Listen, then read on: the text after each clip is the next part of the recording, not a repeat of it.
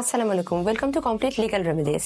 ধরুন আপনার মামারা আপনার মাকে সম্পত্তি বুঝিয়ে দিচ্ছে না, কিন্তু আপনার মার তার বাবার সম্পত্তিতে অধিকার রয়েছে। এখন আপনার মা কিভাবে আপনার মামাদের কাছ থেকে আইনানুগভাবে তার বাবার সম্পত্তিতে অধিকার প্রতিষ্ঠা করতে পারে, আজকে আমরা সেই বিষয়ে একটু আলোচনা করব।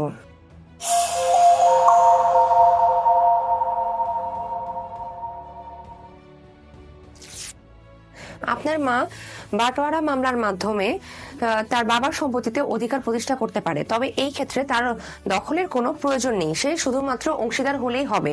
তবে তাকে অবশ্যই দখলের জন্য আবেদন করতে হবে। তবে এই জন্য আপনাকে বিভিন্ন আইনি প্রক্রিয়ার মধ্য দিয়ে যেতে হবে। যেমন আপনাকে অবশ্যই এখতিয়ার সম্পন্ন দেওয়ানি আদালতে একটি পার্টিশন স্যুট ফাইল করতে হবে। সকল পক্ষদেরকে পক্ষভুক্ত হতে হবে। যদি কোনো একজন পক্ষ মধ্যে থেকে কোনো শরিক বাদ পড়ে, তাহলে আপনার বন্টননামা শুদ্ধ হবে না। তা আপনার বন্টননামা করার জন্য যদি কেউ আপোষ করতে না চায় শরিকগণের মধ্য থেকে, তাহলে যে কোনো একজন শরিক আদালতে যেয়ে বন্টননামা চেয়ে মামলা করতে পারে। তবে বন্টননামা করার জন্য কিছু প্রয়োজনীয় কাগজপত্র প্রয়োজন হয়, যা আপনার বন্টননামা করার জন্য অবশ্যই দরকার হবে।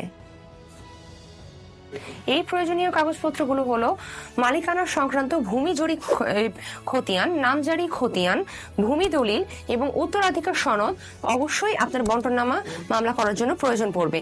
Thank you. আরো কিছু বিস্তারিতভাবে জানতে আমাদের সঙ্গে থাকুন।